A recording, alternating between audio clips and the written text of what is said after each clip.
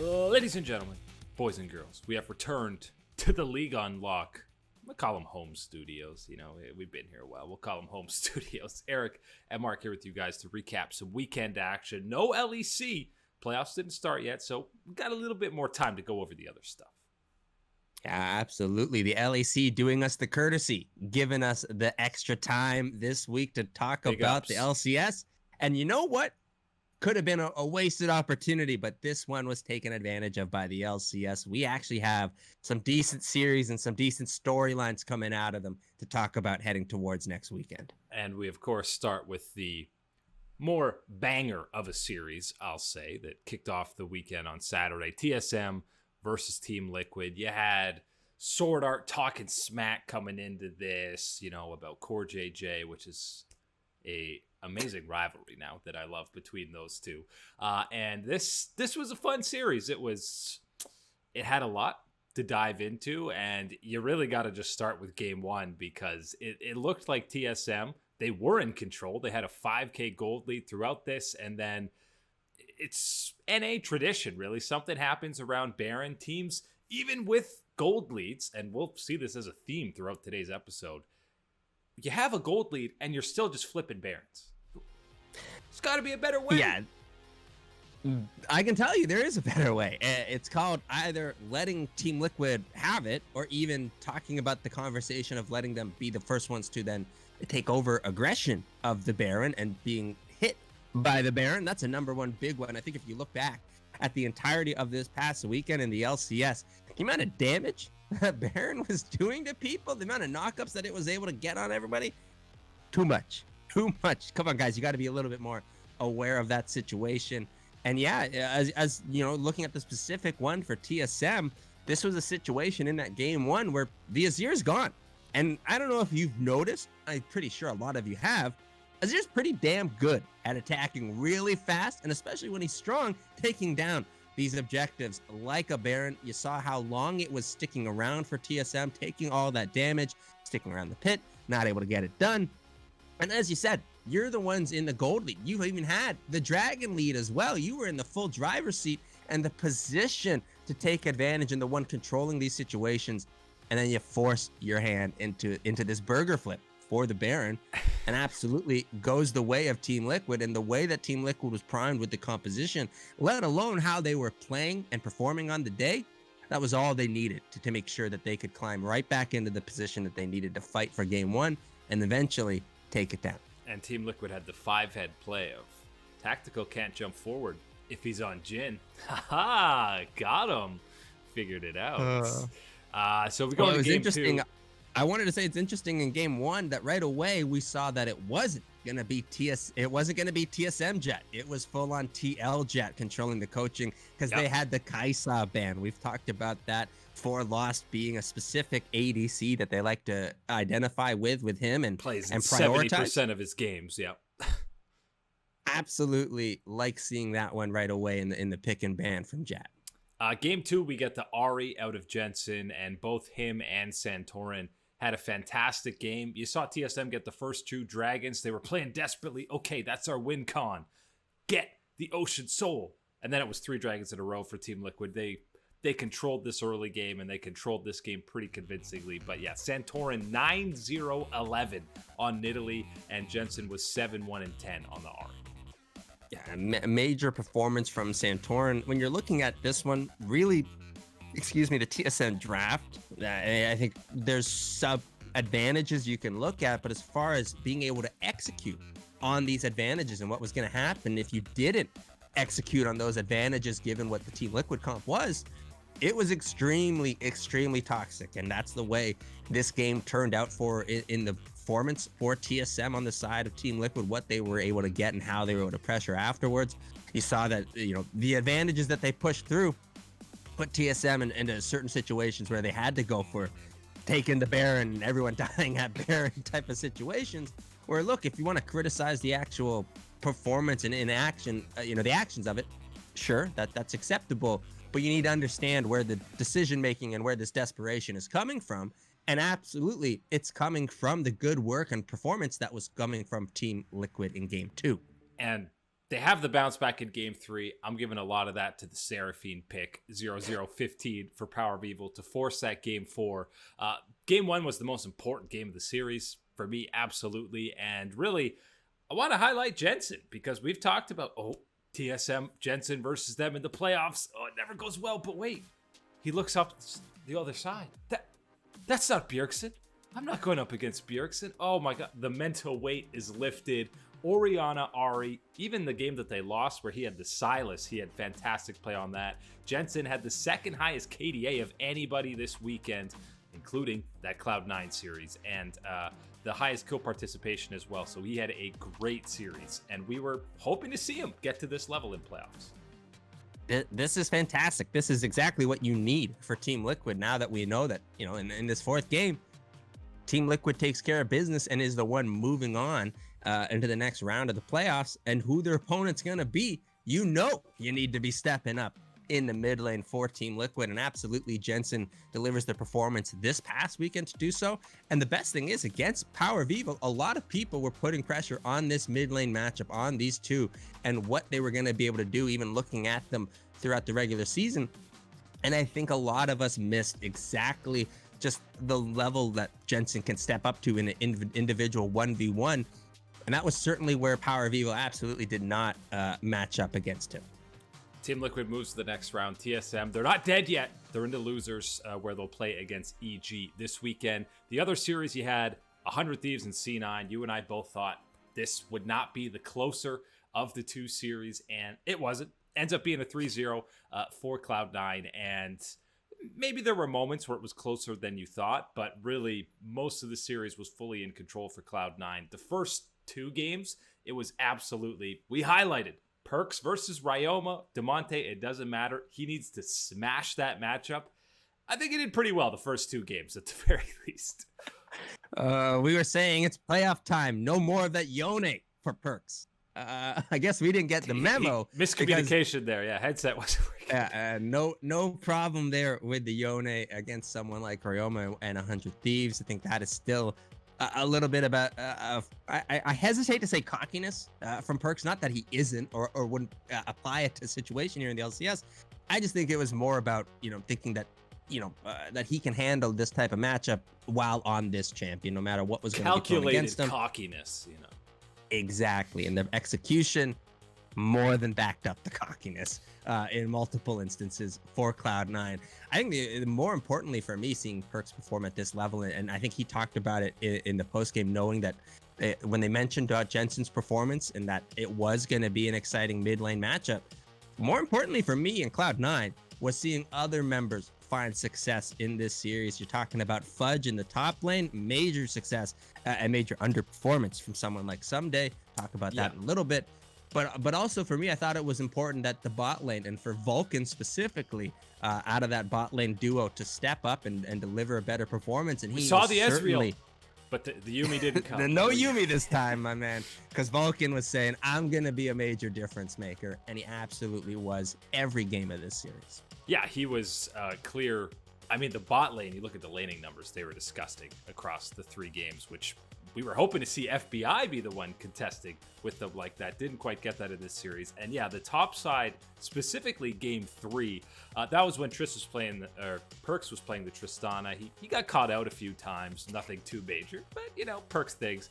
But game 3 was Fudge's set, annihilating Someday in the top lane. We're talking up 40 plus CS, even after Blabber kind of ruins his early game on the top side of the map. But we've seen Cho'Gath in every region dominating, and Set put him in the dumpster in this one. And I want to be cautious because I want people to understand that, yes, in this matchup, and yes, for Someday, this has been a thing that we have actually seen throughout the entirety of this split, that this has been an underperformance from him overall, and what the expectations should be individually for him, let alone with this new 100 Thieves roster getting the revamp of the Golden Guardians 4 being added in. Should have been a lot better. Should have been better on the day for Someday as well. Not able to get that performance. Fudge making sure to be a big part of that as well. Why that performance wasn't there for Someday.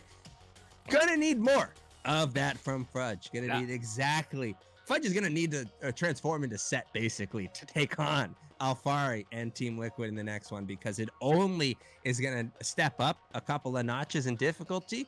And then all of a sudden, Alfari is going to say, oh, who left this knob at 7? Let me turn this all the way to 12. And that's exactly where the power is going to be next week. And let's just remember, Fudge has got to have the highest expectations of any rookie that we've had in the LCS since Bjergsen coming over, even though he'd already played in the LEC. Because he's on such a stacked Cloud9 roster, it's like within his first split, this guy needs to be top 2 top laners in the LCS. And if you take him out of a Cloud9 roster, those expectations are ridiculous. It's like everybody on the Cloud9 roster has been, chiseled out of marble by the best sculptors in the world. And then, you've got us sitting over here trying to sculpt up Fudge out of Play-Doh. And like, we're saying, guys, give us like an extra couple of minutes to make sure it just settles a little bit. It doesn't fall apart. That's what it feels like with Fudge so far. He was looking like a statue out of marble this past weekend, standing up to Someday and the rest of the 100 Thieves. Need that against Team Liquid. The Team Liquid Cloud9 matchup going to be an absolute banger. We'll have to wait a full week to see it, but we'll be previewing when it does eventually come our way. LCK action over the weekend. You had DRX versus Damwon, which is it's a fun one on paper. Damwon, doesn't matter if they're playing a Freak or Live Sandbox. They're always fun to see on the Rift. But this series, game 1, was absolutely the match to watch. It was back and forth, tiny gold leads being exchanged, explosive team fights. Damwon eventually ends up coming ahead through some crazy play. Canyon makes Hecarim look like the most broken champion in the game. Well, Canyon is a broken jungle. Is all you have to say, my man. He has made everybody look broken out there on the Rift. Yeah, he put in a major shift in this game for Damwon.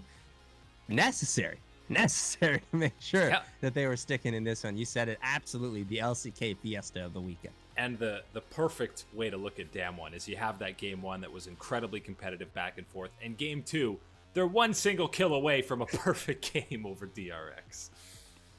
That's just the way it goes. That one was the dinner reservations. My goodness, we got to clean things up here, guys. Come on, let's pick up the pace. That's what the situation was. Koma brought up the belt and says, "I'm not missing out on the appetizers. No way." And you can talk about DRX maybe being mentally tilted a little after that first game. They weren't able to come away with the win, but it's a bounce back performance from Damwon either way. They've already locked up first in the LCK. I know that they dropped the game to Gen G. That's why I'm talking about them bouncing back. 15-2, still a pretty good record, I'd say. So not quite the record or performances of Summer Damwon last year. I think a different level of domination, but still the champions at the top of the table for the LCK right now. Having a little bit more fun in spring, it's a for fun domination. That's what happens when Khan joins the roster. That's what happens when Khan joins. I'll tell you who's not dominating. It's the Afrika Freaks. They got a win against T1. They took them down once, Mark. And if only this team knew what to do in the mid game when they had gold leads, because they were able to get multiple gold leads early on against T1. And then, like we talked about TSM Team Liquid, they'd say, we're up 5k gold, 50-50 Baron. Someone's feeling hungry. Oh, let's flip us some burgies, my man. That's exactly the Afrika Freaks method. And it is so unfortunate and frustrating when you look at the situation and you were hoping for more, like a lot of us were, and ourselves included, from this Afrika Freaks team, knowing the expansion in the playoffs for the LCK. This was it. This was the opportunity. You had Lahan's bang. You got Keen. This should all work out. 10th. This is not. They're going to finish 10th. This is not just us, when we identify and say, you know what? I think Dread and Fly is not going to cut it with this type of roster or this team with aspirations for this type of thing. This is not just Dread and Fly not being up to the level or underperforming any type of things. This is all 5 members share the blame for this, and the performance. Full rebuild. Absolutely. That's the path that we're going through, and people need to reestablish themselves on other organizations with better opportunities. I don't think Keen is by any means done or washed up, but he needs a fresh bit of scenery. He needs a new squad, a full reset outside of the Afrika Freaks. And you know what? As much as I'd love to see him here, let's just hope it's not an NA vacation. Yeah, I mean, I think Keen could definitely do some damage. Good enough that it's not needed to be the NA vacation cash out. Yeah, I think there's still several teams. Get him on Hanwha Life. You don't think he'd be thrilled being over there? You know, there's still some playoff contending LCK teams that would absolutely love to have Keen on the roster. They'd be insane not to. T1, by the way, improving now, 10-7. They only got one series left. It's against Hanwha Life. If they win that, then you're talking about them as the third, maybe second best team coming into playoffs. Here it is. It's going to be Chovy versus Faker, and it's going to be Faker on Seraphine. What a skill matchup we got in store. Seraphine versus, and then Chovy plays some Lulu maybe to really. Lilia. There we go. That's what we're going. He'll pick some Scion Seraphine. Oh boy. Aatrox. There we go. Give me the pro view of that lane. I want to see that. But yeah, I mean, T1, got to see him in best ofs now, really. I mean, Hanwha's going to be a good test for them to really see what their power level is, because getting anything out of the Afrika Freaks matchup, they're the 10th place team, guys. Dead last. No. You can't be taking anything from that situation. Maybe as far as what they want to be playing, sure. You can look at that type of if information. Anything, you say, why'd you get in these early deficits against Afrika? That to me is the better question, and one that we're going to have to wait and see the next game to get a performance answer for. But still, win streak goes on for T1 as they move to 10-7. Lots of LPL action over the weekend as well. And the biggest stars of the weekend to talk about were RNG, because you look at their schedule, you say, oof, some big tests for them. They got to go against Top Esports and Rare Atom. And this is the Top Esports that, remember, have been soaring through everybody competing against them. And it was a very competitive series, that first one. They were down at some moments where they were able to bounce back. But RNG 4-0 on the weekend against a couple of LPL squads with double-digit wins. Insanity. The Kings, RNG, they are back, and they are making sure that it's for real, that they're staying at the top of the standing. I don't know what you guys want from us, but you're going to hear us praise your boy Xiaohu in the top lane once again. That just has an 80 been carry the story. man. Just an 80 carry man. That's all. Hey man, he's no longer a mid laner. He's a full-on ADC. He's just in the wrong lane. That's the problem. Uzi's retiring. Problem. Let me begin the transition to 80 carry. Xiaohu must have been 1v1ing Uzi all those years. This is it. This is where it comes through. This years skill in the finally making. and all the 1v1 matchups. Different lane, different results for RNG compared to the past couple of years, and those results are victories up on the board against Top Esports, against the Rare Atom boys. Oh man, RNG is a hot team to watch. And we talk about Xiaohu the most with RNG because it's the most compelling. I mean, this guy, legit front runner for MVP, but don't be sleeping on the rest of this roster, because Wei has clearly been one of, if not the best jungler that we've seen throughout this entire split. Cryan has been quietly doing his job in the mid lane, gets the least amount of spotlight on this squad. Ming this is peak 2018 Ming we're seeing right now. I haven't seen this Ming. You know, the last time I saw Ming making people's life this miserable was 2016 Worlds group stage. TSM fans, my man. That was it. That was when he was making everybody uber miserable. And the Alistar, he did it against Jackie Love. You know, he was just in his head the entire game on the Tristana buffers, just canceling them completely. 13-2 now for RNG. They clinch a top 2, which means they're not playing for a while in playoffs. They're waiting until everybody else. All these minions rough it out down below them. 13-2, sitting pretty. The JDG series, obviously not enough to send them back. The other games, there's still teams trying to qualify. And remember, I totally forgot about this. It's not 8 teams making playoffs in the LPL. It's 10. There are 10 teams making the playoffs, and 2 more of them did qualify towards the end of this week as we head in or begin the final week of action. Suning and IG both clinching playoff spots over the weekend. Suning doing it first on the Sunday in their win against LNG, who will probably be the 10th place team. But Suning, having Suning, IG, and LNG as your 8, 9, 10 is stupid. It's stupid. That's like rolling into playoffs and being like, okay, well, these are the amount of teams that make it into playoffs, and this is the number. Oh, I should be facing off what's in the LCS, basically the Immortals or FlyQuest equivalent, the Vitalities of That's the world. what you're comparing. IG and to you're getting to CLG. go up against Rookie the Shot. What's going on here, man? And the IG series, let's not pretend that IG is in the finest form coming into these playoffs. It's not like 2018. I mean, are they almost ever outside of the World Championship? I don't think ever. This ain't 2018 Worlds IG coming around, but it was Puff grabbing another pentakill to secure their spot in playoffs. There has been, in just the major regions in the spring split, there have been 19 pentakills. Is that not insane to have that many? And it was also like the most IG way ever to get a pentakill, where they basically completely burger flip Dragon Baron where they don't need to be, and all get wiped out, and then bored.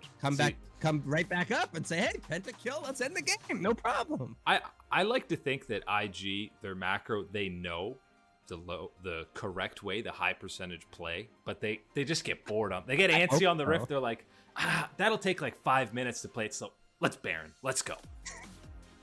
That's what I believe. You're not wrong, because that's what it looks like out on the rift from these boys. I will say, and as you noted, they did clinch. They did make sure that this was a series win for IG, and they clinch it for the playoffs. So absolutely, you wait for that ticking time bomb to reach you in the playoffs of IG and having to deal with that roster.